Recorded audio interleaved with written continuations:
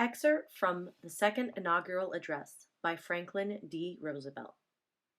This excerpt is from Franklin D. Roosevelt's Second Inaugural Address on January 20th, 1937, which was the first day of his second term as president. It focuses on concerns facing a nation that was still dealing with the effects of an economic depression. I see a great nation upon a great continent, blessed with a great wealth of natural resources. Its 130 million people are at peace among themselves. They are making their country a good neighbor among the nations. I see a United States which can demonstrate that under democratic methods of government, national wealth can be translated into a spreading volume of human comforts, until now unknown, and the lowest standard of living can be raised far above the level of mere subsistence.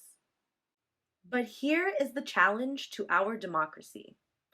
In this nation, I see tens of millions of its citizens, a substantial part of its whole population, who at this very moment are denied the greater part of what the very lowest standards of today call the necessities of life. I see millions of families trying to live on incomes so meager that the pall of family disaster hangs over them day by day.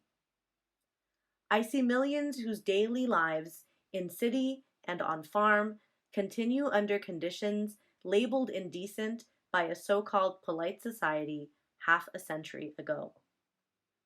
I see millions denied education, recreation, and the opportunity to better their lot and the lot of their children.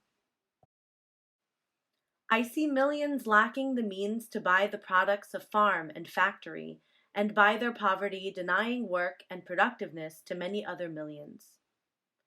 I see 1/3 of a nation ill-housed, ill-clad, ill-nourished. It is not in despair that I paint you that picture. I paint it for you in hope, because the nation, seeing and understanding the injustice in it, proposes to paint it out. We are determined to make every American citizen the subject of his country's interest and concern. And we will never regard any faithful, law-abiding group within our borders as superfluous. The test of our progress is not whether we add more to the abundance of those who have much. It is whether we provide enough for those who have too little.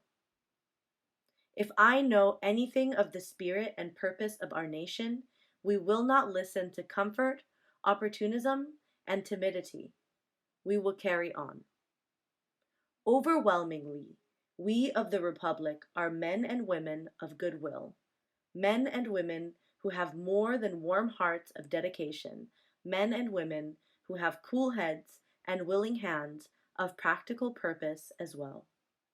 They will insist that every agency of popular government use effective instruments to carry out their will. Government is competent when all who compose it work as trustees for the whole people. It can make constant progress when it keeps abreast of all the facts. It can obtain justified support and legitimate criticism when the people receive true information of all that government does. If I know aught of the will of our people, they will demand that these conditions of effective government shall be created and maintained. They will demand a nation uncorrupted by cancers of injustice and therefore strong among the nations in its example of the will to peace. Today, we again declare our country to long-cherished ideals in a suddenly changed civilization. In every land, there are always at work forces that drive men apart and forces that draw men together. In our personal ambitions, we are individualists, but in our seeking for economic and political progress as a nation, we all go up, or else we all go down as one people.